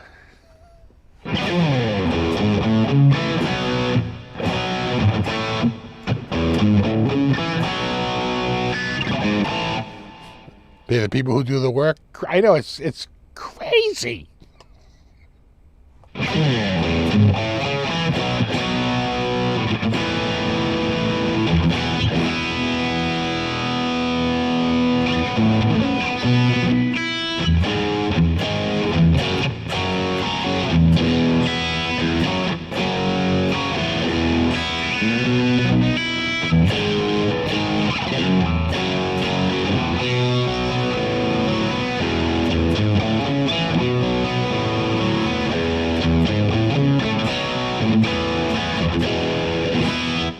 That chick drumming for Rush, oh my God, she slays. I know, she's sort of exposing just how rusty Geddy and Alex were, but I heard Alex has really got his act together since then, because I heard he was a little rusty the first few nights. But he, what happens is you do the set over and over and over again, you get better and better and better at it. So I'm sure they're finally falling into the groove. But yeah, Anika, no, she's getting great reviews. She's getting really, really great reviews. So, good on her. I hope they're paying her too. Anika, take a look at, or Annika, take a look at what they're doing over at Samsung and SK Hynix. Going, could we share in the good fortune here? They're like, because on the Spiders from Mars tour for David Bowie, it was revealed that, that was a stadium tour.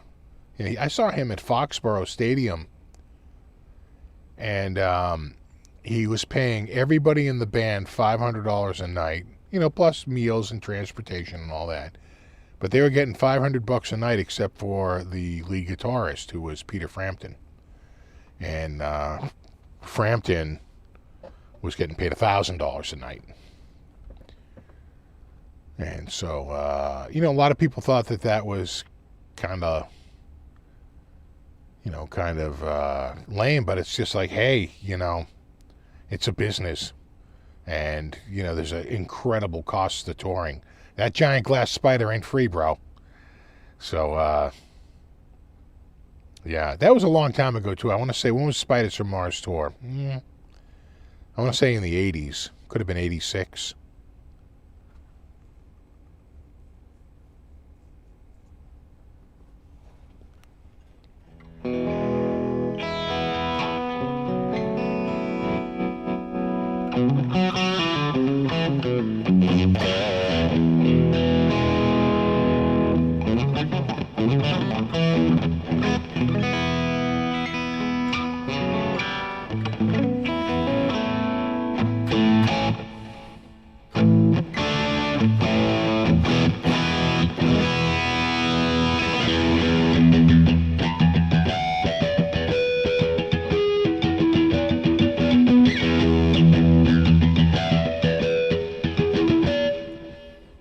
I've been sort of rediscovering the synth from a little bit. I hadn't been over there in a while, and You know, and it was all full of crap as I was moving everything around to get things done.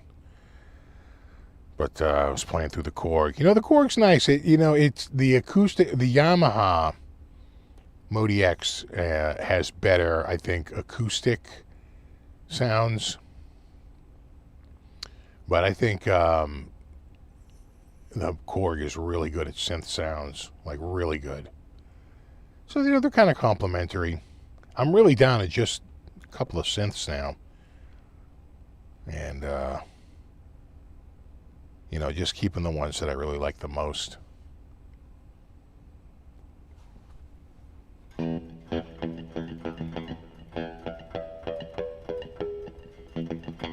Taylor Swift plays her musicians really well. She was sort of in the news recently because people thought she was going to get married in Rhode Island. And even though there wasn't really a lot about it, droves of her fans were showing up just in case.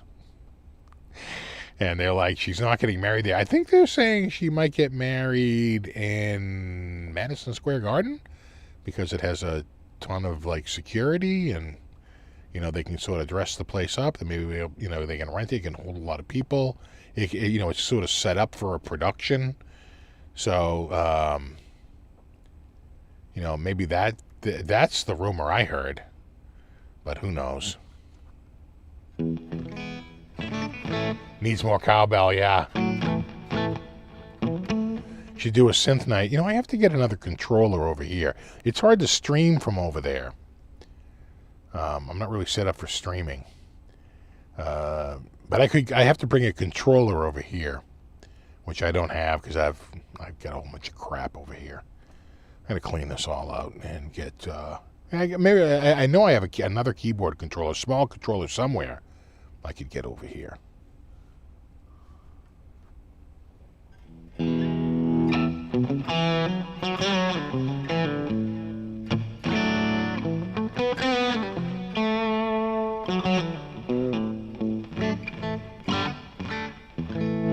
right. Her fans can buy tickets too. Yeah, I don't know if they're gonna. That would be a little kooky. But you never know.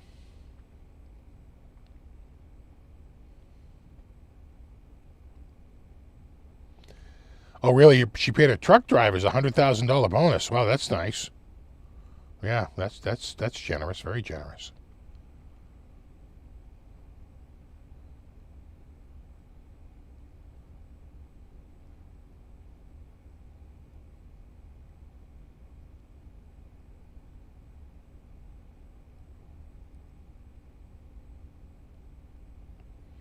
Had a lightning strike take out one of the channels on your audio interface. Damn. That sucks. Yeah. That sounds almost dangerous. You're lucky maybe that's all that went out.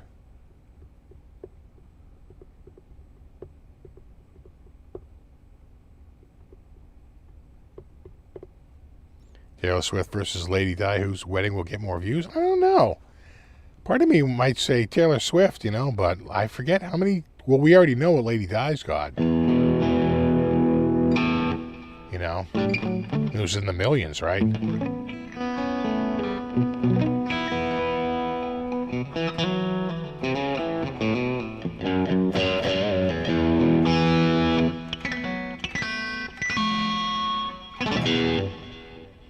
Get that single coil mode on. I'm going to pull the.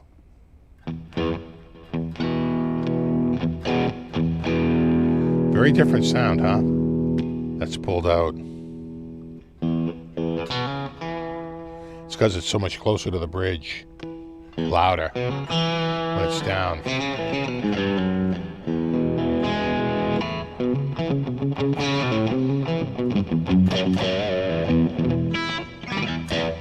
Yeah, 1.21 gigawatts.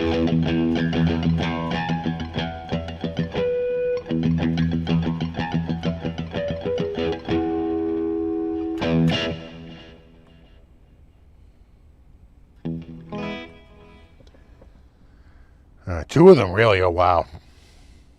You really even got zapped when it happened. Oh, man.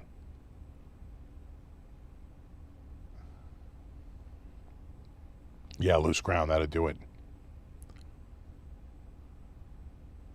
Lightning strike took out. Oh wow, $2,000 TV, Blu-ray player. Wow, modem, router. Wow, that sucks.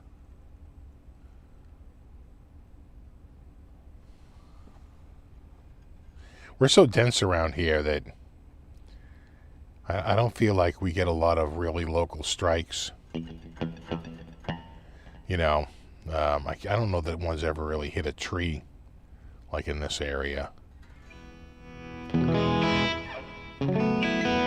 Plus, you know, we have, you know, open fields like a cemetery. There's a big water tower. You know, there's like open like football field, you know, and practice fields. I feel like those, but I don't know. I don't.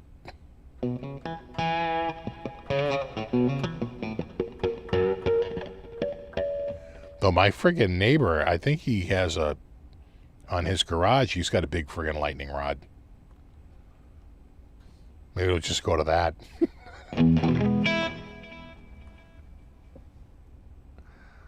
Oh, thanks, Paul. No, you rock.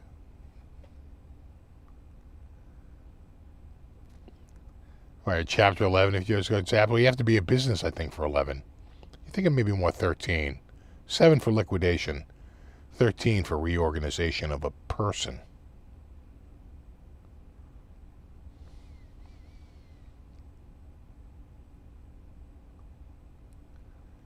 Your mom would always unplug the TV when you went on vacation because, yeah, right. How about the fridge, the stove? No. Oh, really? And they were all plugged into a surge protector. So much for that. Good luck getting anything on a you know, sometimes say like up to $100,000 in, you know, coverage, and it's like you never collect on it. It's a joke. Right? The one thing they specialize in is never paying that out.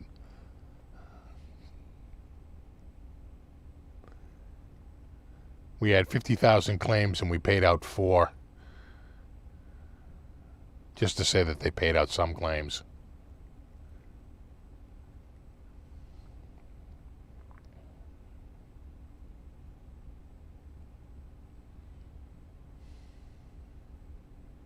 Lee Trevino reportedly struck by lightning 3 times. Wow. Crazy. And lived to tell about it. Yeah, the U.S. Is it the U.S. Open that's right now? I guess that course that they're on is like a real ball buster, and that some people like it because these guys are so good. They usually just, you know, cruise right through a golf course, and you look like the pros they are. But this course is so friggin' tough, and I guess the winds were really bad, that they all just look like the amateurs. And sometimes people, they like that for once in a while. Just to say, yeah, you're not such a great golfer. But, yeah, I forget the name of the place, but it's like, it's a notoriously difficult course.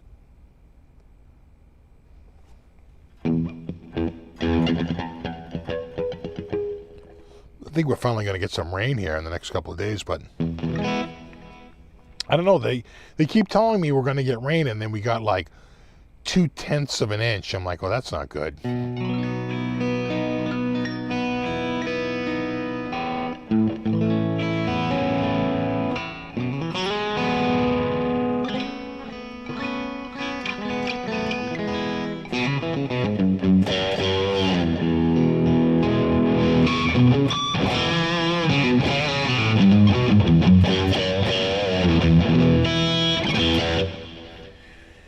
You see Dr. Phil selling insurance auto plans.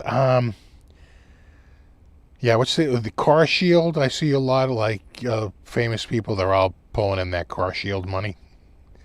Yeah, no, the car insurance is really, grown. That whole industry seems to have really grown in the last 10 years. You see it everywhere. But again, you wonder how much of a fight you get when you need something done. Like a stupid big fight. and then they find out that the insurance won't cover everything. There's like deductible. There's like all this stuff that they pay out a maximum. My wife had it through CarMax when she got her car, and I have to say that really did help us a few times having that insurance, because that would have been thousands of friggin' dollars, a couple of those on her car, and they covered it. They totally covered it.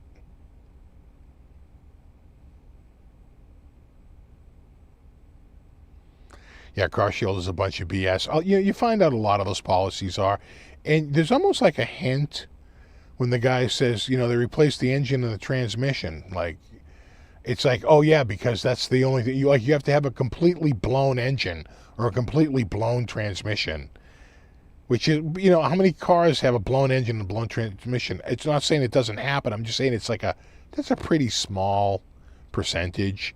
Mostly it's like, some defective part. It's like, some defective sensor or something like that. And they're like, oh, no, that's routine wear and tear maintenance, right? It's only for like catastrophic failures. Brakes are never covered. That's a wearable item. Anything they'll say that's related to sort of like maybe failure to keep proper oil levels or anything like that. Like if you blew the rear end, they'd say, oh, well, you had a leak and you never like fix that, right? There's all kinds of ways to wiggle out of it. Of course, they'd never cover tires. Those are wearable. There's all kinds of stuff. Although at one time I bought a tire and the guy was telling me about how like it was completely covered by insurance. We have pothole coverage. If you hit a pothole or you hit a curb, we will give you a free tire. I was like, cool. 2 weeks later, hit a friggin' pothole and ruined. They had a big friggin' hole in the inside of the tire, right? Because I hit a pothole. And I brought that to I said, oh yeah, I hit a pothole and the guy was like losing his mind. Like, oh, like, okay, we have to see, we have to check. And I said, well, it's broken on the inside of the thing. Clearly, I hit a pothole. I didn't hit, I said, besides, you said even if I hit a curb, oh, we'll have to make a claim. And so, like, he was like losing his mind to have to give me a free friggin' tire. But they did. He put it on. Yeah, okay. He seems very angry.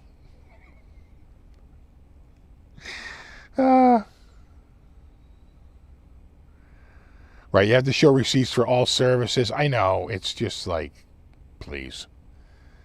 Right, they just make like unreasonable hurdles to get over to get any sort of service.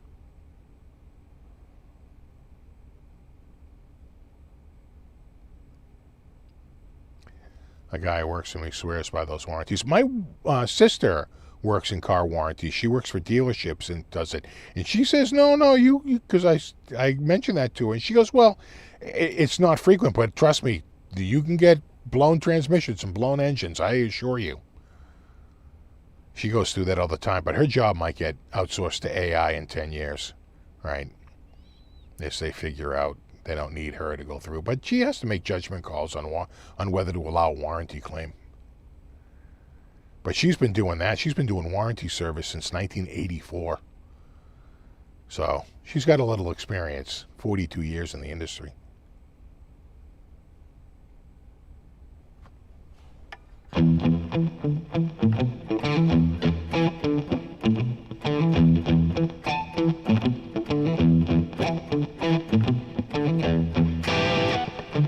What's up, James?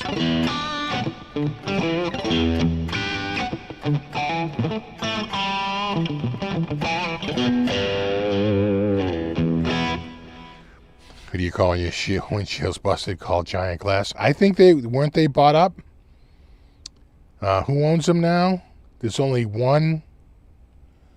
I think there's only Safety. Right? Is it Safety Glass? Who's that? There's one. I swear to God, they went on a rampage. Like J.N. Phillips gone. Giant gone. There's been a massive consolidation in the industry.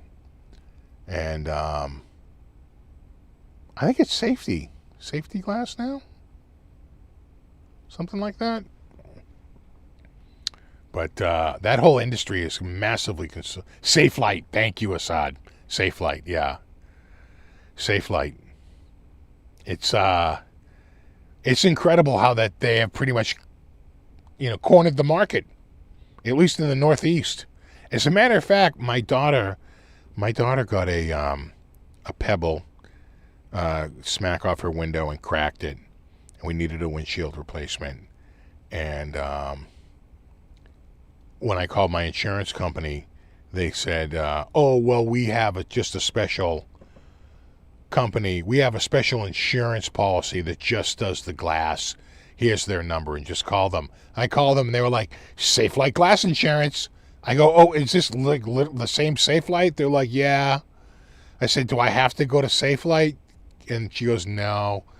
I said, "Okay." And I called this other glass company who I had worked with before, and I friggin' love that guy. He is so good. And he showed up, and wham, he whipped that friggin', he put that right in the driveway. Brand new windshield right in their car. It was awesome. He did such a good job. That guy's the best. But I didn't go through Safe Light. I was like, nah, because Safe Light, they couldn't have, they couldn't come out to the house for like 4 or 5 days, and they couldn't take me like in the shop for like 4 or 5 days. And I think they had some weird like extra fees that like weren't covered by insurance, whereas this guy was like, "We are 100% covered. I will come in and put a brand new windshield in, and you won't have to pay a dime." And that guy was so good. Like I said, he did another glass job for me and just did such a good job. Really, really good. Oh, really? You're already down to 2 minutes. It happens.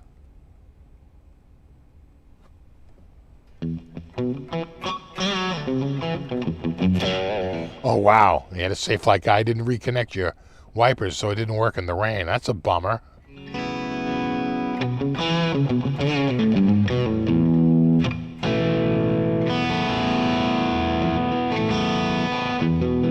One thing for sure, Gibson is loving the ongoing Fender drummer. Oh, yeah. I think so. Well, yeah, they're giving them the Nelson. Ha ha.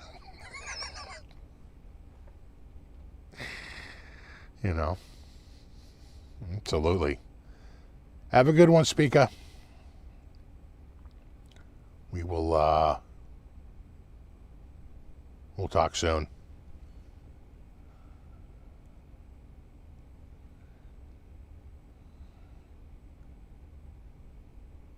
All right, yeah, we're just about to hit 9 o'clock. We're still not there. 1 more minute.